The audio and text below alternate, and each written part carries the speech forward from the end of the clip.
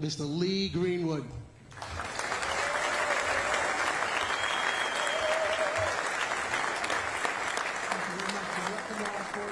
To the Nashville, Tennessee, Music City. I came here in 1979. I love our music. I love what we do. And I love law enforcement. We support the Blue always, no matter where we are in the world. And it's proud to be here this morning to help you celebrate Law Enforcement Day. And if you'll play my track, I have a little song I normally sing for the boss. I'd like to sing for you now. It's called...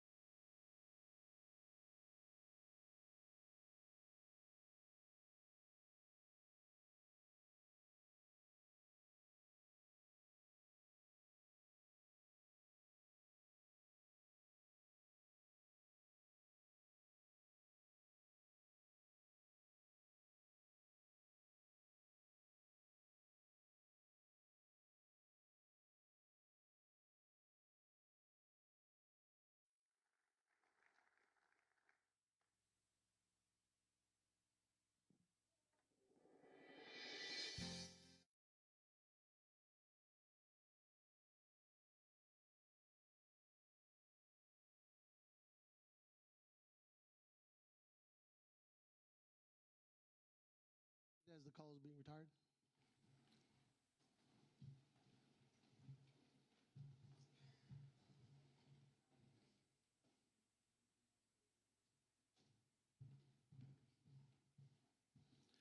Now, it is my distinct honor to welcome the great city of Nashville, great American country, the 8th Homeland Security Secretary, Noem, who happens to be my boss. So, welcome.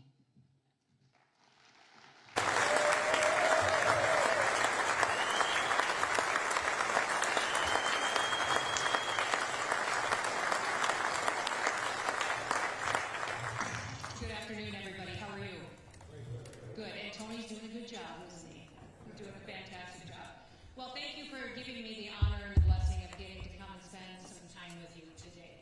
From the bottom of my heart and my family's heart, I want to say thank you. Thank you for all that you do to keep people safe and to uphold your oath, to be out in our communities, protecting people from public safety threats, but also being an example to our next generation of Americans. Our kids and our grandkids are desperate for examples to look up to. And the way that you lead, the way that you enforce the law, and the way that you do it with compassion, but also firmness, sets an example for how we want all Americans to live their lives. So just thank you for that, and know that we pray for you, that God will have his hand on you and your families and continue to bless you as you do your work. Listen, I'd like to thank everybody who's hosted me today. I know we've got a host of leaders that are here. We just met with Vince backstage a little bit and talked to him a little bit. Tony obviously has been very helpful. Michael, who is from the New York State Chief of Department, Mark Ross, Craig Miller. We've got Craig Lally as well, and then the Chicago Fraternal Order of Police Recording Secretary Rob is here, and then Rochester Police Locust Club President Jeff is with us as well. But would you give all of those individuals who stepped up into a leadership position a round of applause for what they did?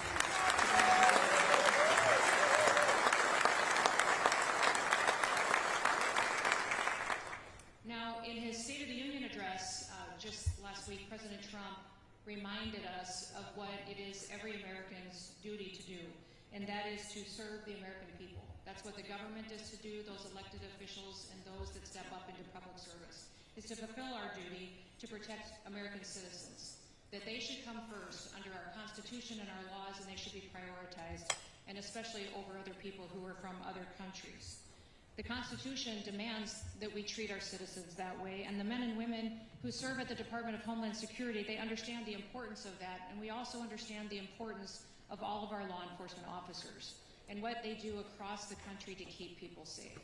The department was formed after the horrific events on 9/11, and just 2 years later, as Congress put the department together with the support of the President, 23 different agencies who had a nexus and a focus on defending the homeland were put in order to make sure that they were all following the same mission every single day. So it's a very diverse department. It not only has FLETC in it that trains over 130 different federal law enforcement agencies and officers from those agencies. It also includes CBP, ICE, CWMD, which is Countering Weapons of Mass Destruction. So some of you may have gone through some of those trainings to help us detect some of the threats here in our homeland, and also some of the trainings that it takes as far as responding to fires and 911 calls in different specific situations. We have intelligence agencies.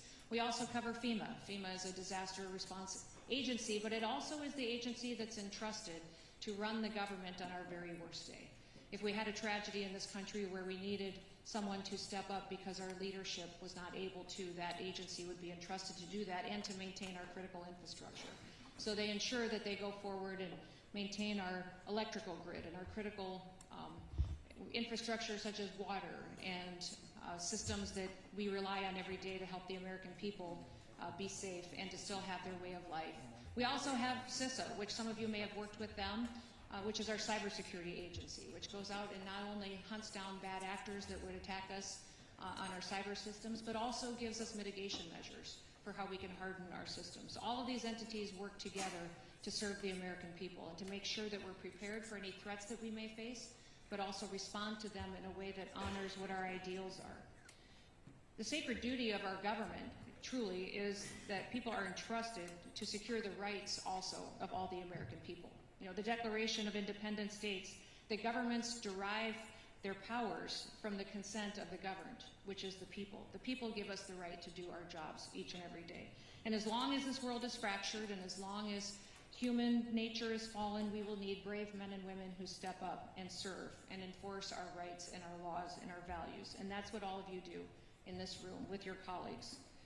The heroism was on full display this last week when we saw the attack in Austin, Texas, and we saw that the first responders that helped protected people and more lives there were our law enforcement that responded immediately. Instead of running away, they ran to it, and though we lost 3 lives and saw many other people injured, they prevented so many other lives from being lost.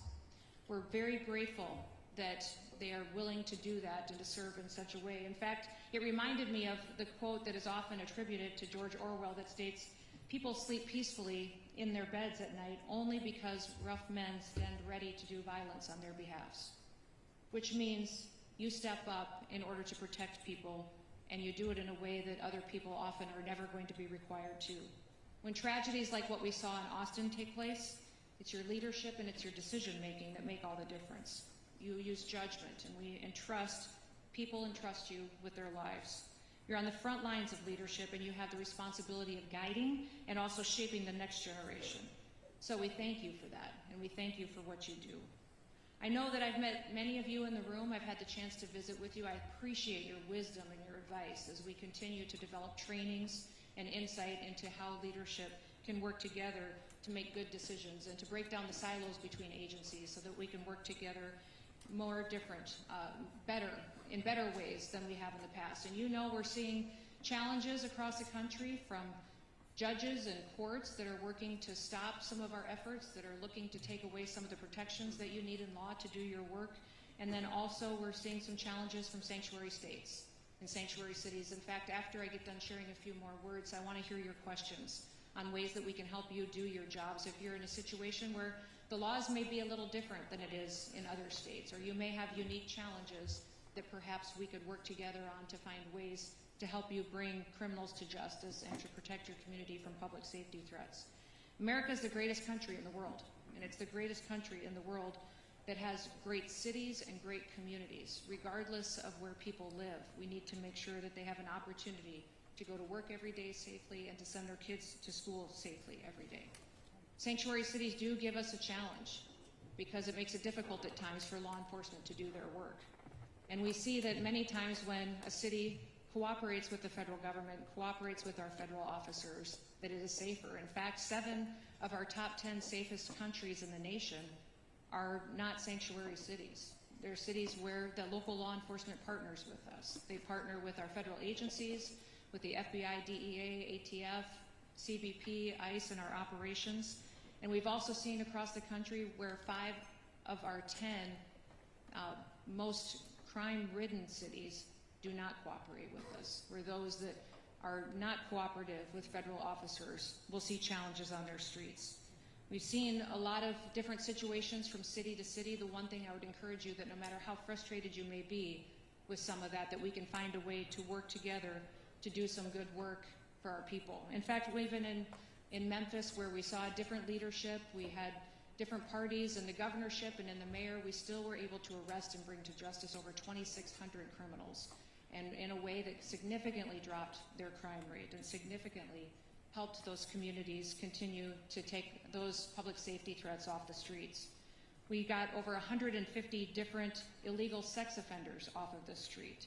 We saw one of those arrests included a criminal illegal alien from Venezuela that was convicted of aggravated criminal assault and abuse of a child.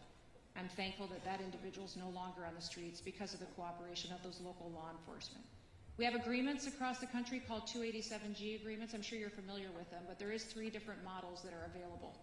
One is a jail model that helps us with some detention. The other is a warrant service officer model that is extremely helpful for us to make sure that we can take jurisdiction or of an individual who's a criminal in the safety of an environment of a courthouse or a jail, and they can be turned over to ICE so that we have the ability to return them back home. And the other model would be in the task force model, which I hope many of you have the opportunity to cooperate with us in, where we can use our different authorities to go out and go after the worst of the worst, those targeted operations that go after violent offenders and criminal offenders, and that we can bring them to justice and get them out of your city and your state.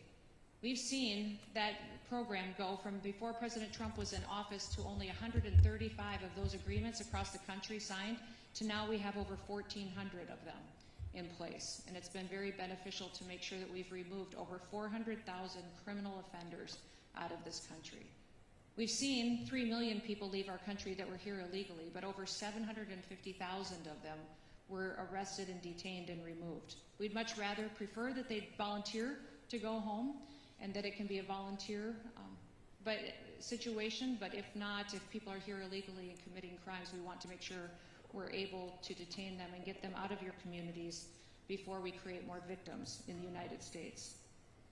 I'm grateful for the work that you do because it's made a difference across this country. This last year, we've seen our murder rate in the United States of America drop to the lowest level since it's ever been recorded. And we've recorded our murder rate across the country for 125 years, and this year we broke the record for the lowest murder rate in the country, and that's because of the work of individuals in this room and individuals that we've been able to partner with.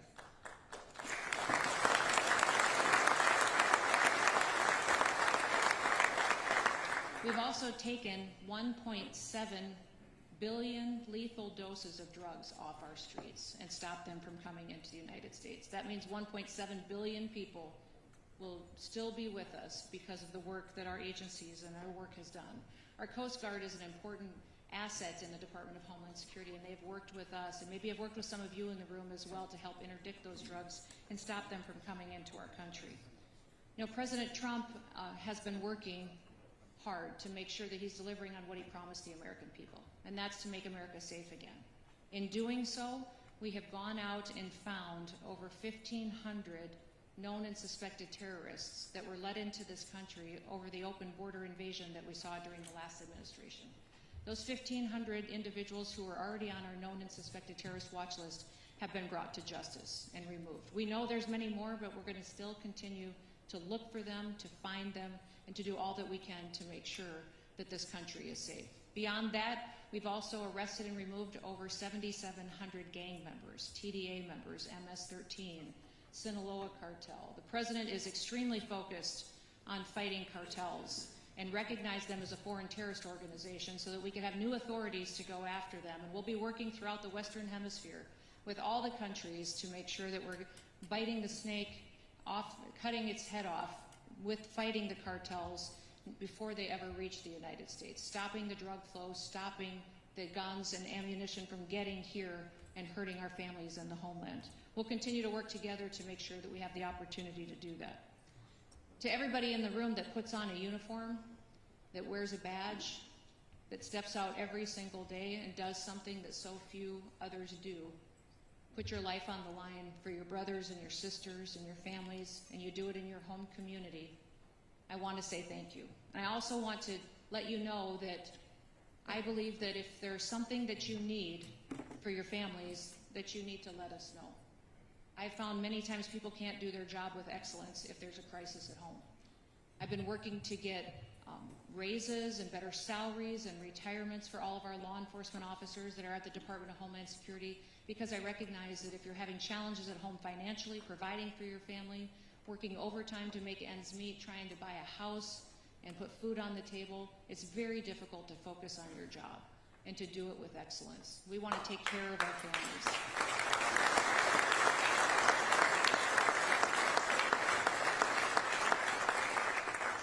So all of your suggestions and ideas, bring them forward. I will continue to push for that because I'm a strong believer that we need you at the top of your game every day. And that means that your family needs to be right beside you, happy, healthy, and whole, and that God can continue to protect you and protect them and make sure that you have a chance at the American dream too. So with that, why don't we open it up to some questions? I know some of you may have some prepared and some of you may just thought, hey, I've always wanted to ask her this. You sure can. Yes, sir. Yes. Thank you.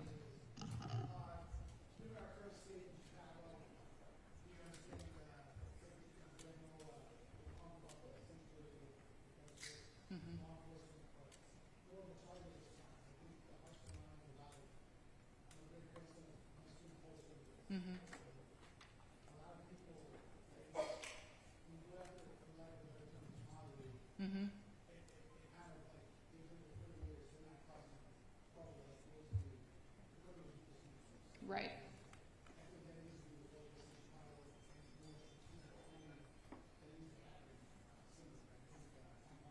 Yep. Yeah, no, I think that's great advice. I don't know if you guys heard that question, but he talked about targeted enforcement, and Rob was saying how it's much more effective in a lot of, especially these sanctuary cities, where we can work on targeting those individuals who have a criminal history besides their legal status, that may be in violation of their visa or work permit, but that we work on those and make sure we're going out and doing that with the local law enforcement as much as we possibly can. And that is something that we are going to continue to do, and make sure that we're focusing and prioritizing those individuals and make sure that we're addressing the public safety threats there. Thank you. Yes, sir.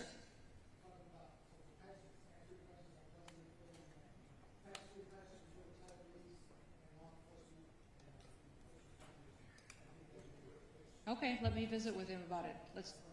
That'd be great. Well, we're talking about doing some other tax benefits for other, so that may be something we could wrap into that conversation. Great idea. Perfect. Yes, sir. Good afternoon, Madam Secretary. My name is Chris Callaghan. I'm the Vice President of San Francisco Police Officers Association. First of all, I just want to say thank you for recognizing major cities and all of our police unions here across the nation. It means a great deal for you to be here today, so thank you for that. My question, local officers have increasingly been on the front lines of Homeland Security, yet we are still funded and staffed like a city responsibility, not a national one. How will DHS ensure local agencies aren't carrying federal priorities on local budgets and with local staffing? So you maybe have some challenges in San Francisco just because of your state laws and local laws that may, although you've got a mayor that works with us very well. That's great. He probably doesn't want me to talk about it a lot, actually, but he has been cooperative, and we have great conversations and talk quite often. And many times in doing law enforcement in your city, if the federal task force is coming in, you know, it's more preferable for the FBI to lead and the Department of Homeland Security to come in supportive roles, which is what we've done, and that works very well in your city. Thank you for your focus there, too. I think the city is seeing some dramatic improvements under this leadership. When you talk about funding, we have tied a lot of our funding that we have for enforcement this year and prioritized over $1.5 billion towards 287G agreements. So we've reimbursed departments that have an agreement, or a county or a sheriff, with funding them on overtime or on benefits, some of the other things that we can do. We've also, on the jail model, obviously reimbursed per beds. If you don't have the opportunity to participate in 287G, I think your best options for funding alternatives would be through some grants that we have at the department. We have specific grants towards terrorism grants that you can do, some security grants, and there's hazard mitigation grants that are in Homeland Security, safety grants through FEMA that would be available. So maybe what I'll do is I will forward those grant opportunities to all of you so that you can share them with your departments and have that opportunity. We also have some grants specifically targeted towards special operations. So if you've got some special operations that fit into that category, we could get you some funding that way. Thank you, ma'am. Absolutely. Yes, sir. Yes. Hi, Craig.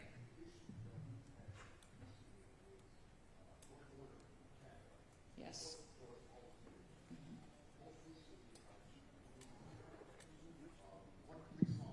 And one sergeant called Border Patrol for assistance, and then after that happened, he tried to fire them for asking Border Patrol to come assist them. Oh, shoot. Most recently, they just suspended both officers for 30 days without pay. The Border Patrol? No, Oh, Detroit those police. officers in Detroit. Yeah, Detroit Okay. police. So the one incident was the female of the house called because the husband was trying to break into the house. When the officers got there, he had a bad passport and a bad social security card. So they called Border Patrol for assistance. They ended up taking him to jail because he had a warrant outside the city of Detroit.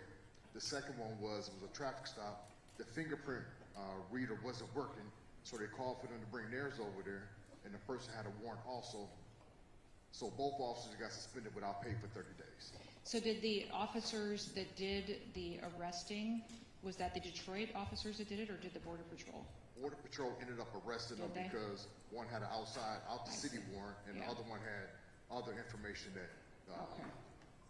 That's one of the things that I think a lot of citizens don't necessarily know, is that CBP and ICE are law enforcement officers and do enforce other crimes that have been committed. But if we can be advocates for those law enforcement officers, we certainly will. And maybe we could come up with some kind of an agreement that would allow those officers to still be able to call on Border Patrol for backup and assistance when they need it. I hate to put them in a situation where now the officers in Detroit, when they need help and need assistance, that they can't call on Border Patrol when they might be the closest asset. So Maybe I'll get some contact information from you and see what we can do to work out an agreement with Detroit on being able to call on Border Patrol with some guidance on how those interactions will work. Okay, thank you. You bet. Thank you. Good afternoon, Madam Secretary. My name is Don Famuina, and I represent the State of Hawaii Organization of Police Officers. First of all, I would like to extend our sincerest aloha and mahalo for all that you and your administration are doing. Given Hawaii's status as a major international gateway, how is DHS balancing the current administration's strict zero-tolerance border policies with the unique reality of Hawaii's isolated geography and its dependence on international tourism? Yeah, you do have some unique situations for us, and I hope that we've worked well with you. We have a presence in Hawaii, where you wouldn't necessarily see a large ICE presence doing immigration enforcement. More of what we are pursuing in Hawaii would be through our TSA officials, and then also we have CBP there, of course, because of all the travel back and forth and individuals. CBP is the largest law enforcement agency that we have, one of the largest in the country, and it does all traveler information internationally, and so I'm sure that you're interacting with them quite often. So we don't, as far as targeted operations, you may see a presence in Hawaii if we know specific individuals there. And we are tracking and have signed security agreements with other countries. I think since I've been Homeland Security Secretary, we've signed 27 different security agreements with other countries to share information with us. If they have a dangerous individual that they think maybe has traveled into the United States, we will share those databases with each other. They share theirs with us so that we know when some of these individuals are coming into the country. And that may be, I'd say, the vast majority of the interactions you'll see in Hawaii. If you've got some suggestions for us or experience, I'd sure love to hear it. We'll definitely do that. Mahalo. Mahalo. Yes, sir. My name is Jeff Wader. I'm the proud president of the Rochester Police Locust Club, located between Buffalo and Syracuse, and just a shameless plug, go Bills. Yeah, that's right, good. So I used to have, my TFO is 728 officers. Okay. I'm currently down to 594. And I had two more come in the other day that they're retiring. And we have a very, very difficult time retaining our members, but also hiring. And I know this is a issue throughout the country, especially in larger communities. My question to you is the federal government and or the Trump administration, are they able to provide bonuses for retention and bonuses for hiring incentives to start building back our staff? I don't know if we do for local and state law enforcement agencies. We have been doing that at our federal level with our departments, CBP and ICE. We have done that. We also, I put in the budget request a 10% increase for all of our federal officers. I wasn't granted that, but we're gonna get there hopefully in this next budget round. I will look to see what latitude we have to do that. We'd have to do it in a way of grants with restrictions that it could only be plugged into salaries and bonuses. I think, you tell me, we've done a lot of hiring bonuses, and for me it is just as important to do retention bonuses. I think it must be extremely discouraging for officers who served for years to see other individuals hired with a huge hiring bonus while they've been showing up and been dependable and been doing the work day after day and not see that. So it's one of those things that we're working on in our department as well. Thank you. And just a side note to that is that we're seeing things now where officers survive 3 years worth of military time and they do 17 years and they walk out the door at 20. That's so they're right. not even doing the full 20 anymore. They just want to get out. So That's right. whatever we can do to help retain them. And Hang on to them. Did you lose most of your people through retirements and early retirements like that? yes. Yeah. Since 2020, we had our riots and our protests. Our projection right now is by 2030, 54% of my membership will be eligible to retire. Okay. And they're projecting that we'll be down to 500 officers. See, and that's our challenge at the federal level too. We've got Secret Service is under my department, and we see that though through other federal agencies that we've got the next 2 or 3 years a high number of retirements coming our way. We've done huge recruitment drives, and we've hired a lot of new officers, but we also need to hang on to them and make sure we're taking care of the ones that are with us. All right, let me look at that. Thank you very much. Thank you. Yes, sir. Good afternoon, Madam Secretary. Thank you for afternoon. taking time out of your busy schedule to answer our questions. My name is John Crystal. I'm a captain with the Newark Police Department and the president of the Newark Police Superior Officers Association.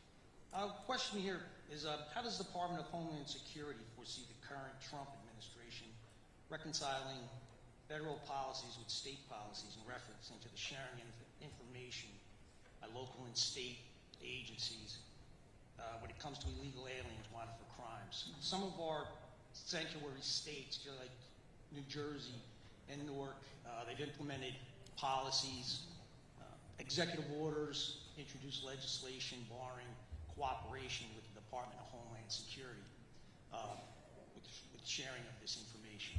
Yeah, I was disappointed to see that come out of New Jersey. It's been hard to see that. We've seen several states and governors stand up and say that they were going to stop cooperation and make it illegal to partner with us.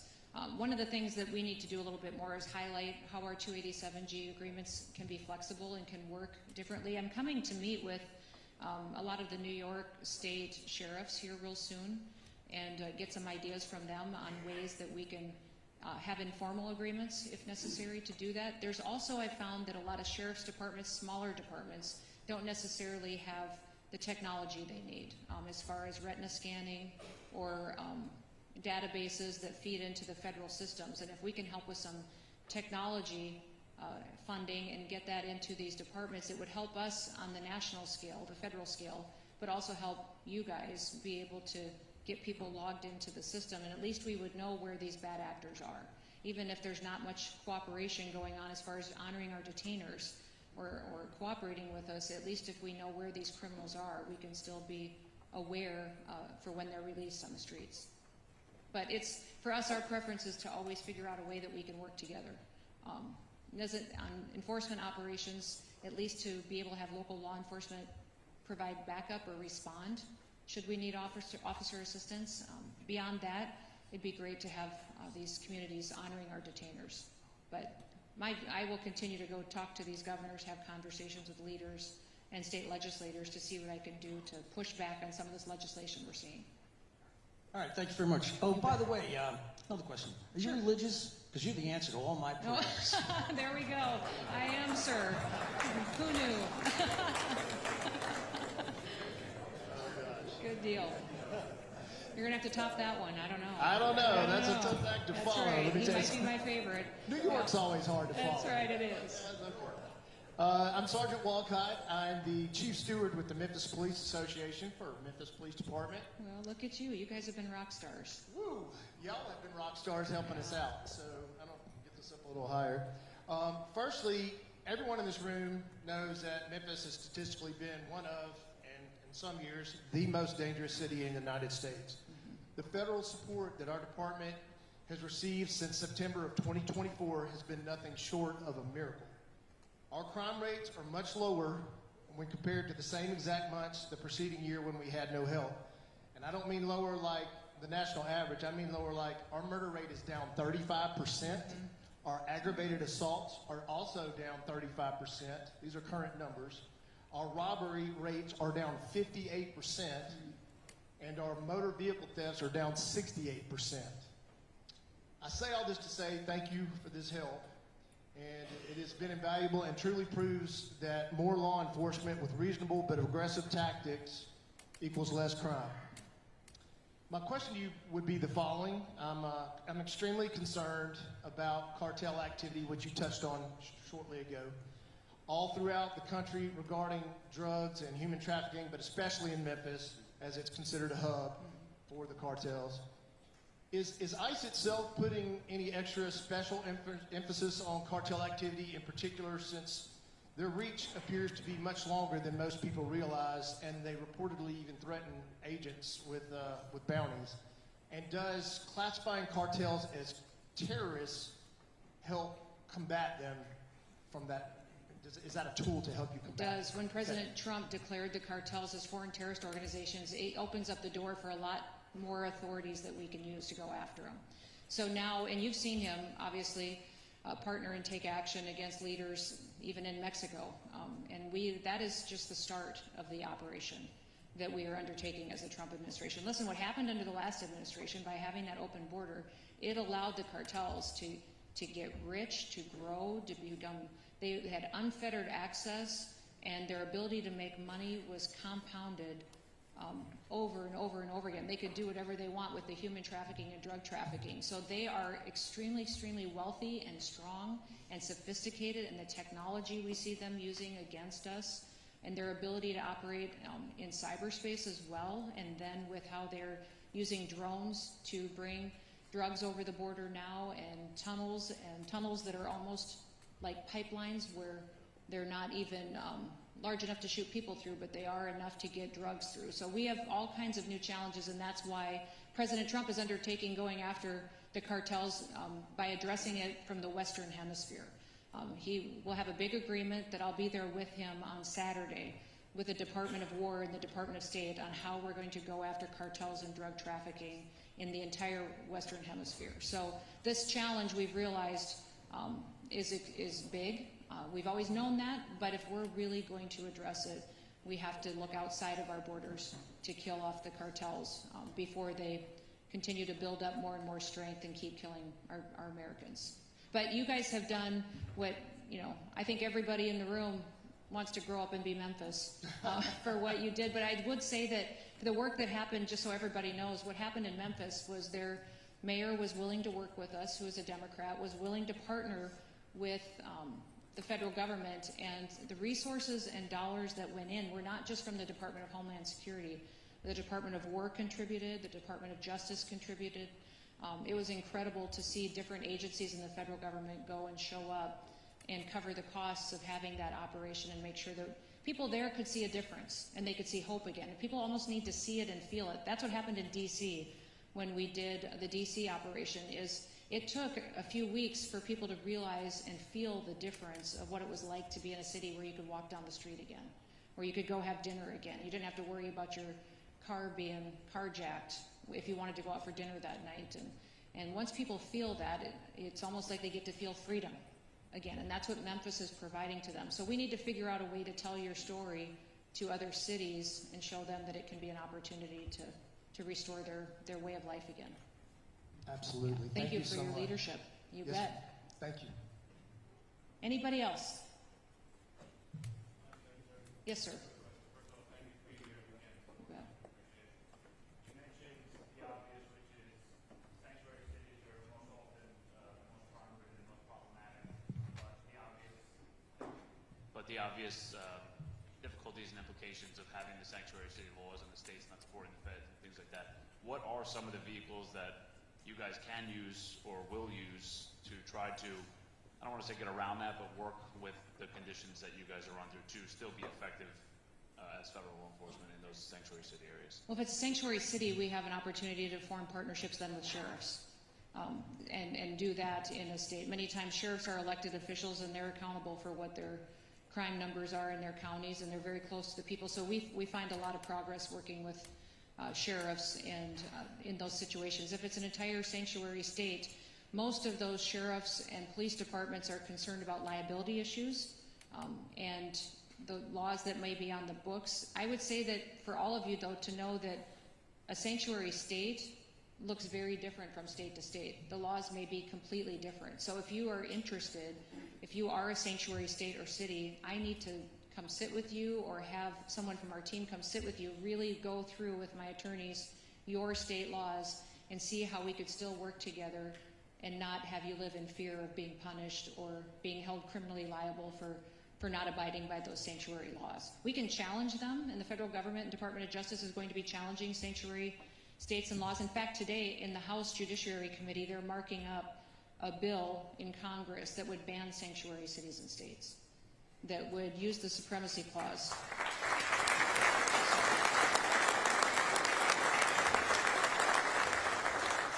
So if we could, it will pass out of committee, and I think it can pass out of the House. We're hopeful the Senate would take that up, but it's a constitutional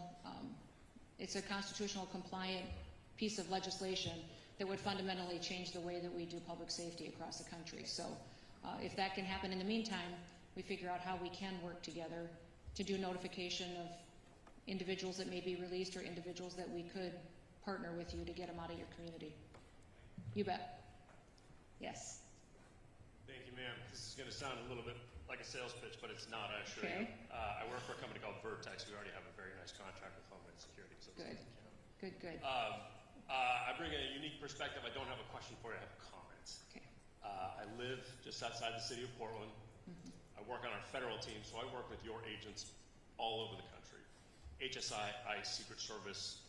I see them being treated like garbage in various places, up to and including with extreme violence. The perspective I bring is this: I have not worked with a better group of people, more professional, humble, quiet professionals. They're amazing men and women, all of them, and I didn't want to miss this opportunity to tell you that directly. So thank you very much. That goes to you, your staff, and all of your agents across the country. Well, Thank you very much. Thank you for being saying here. that. I appreciate it.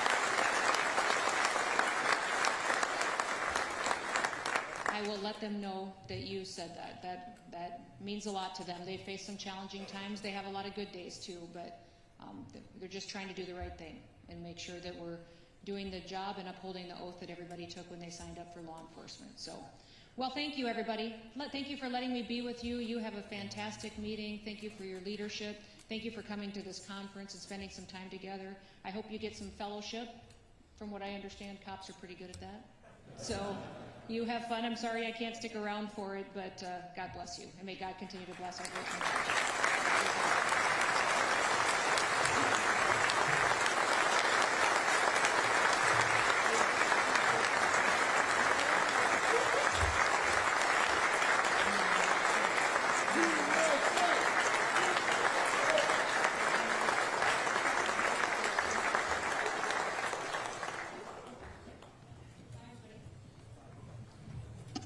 The guys, just take your seats until we get into the motorcade, and then we're going to take a break.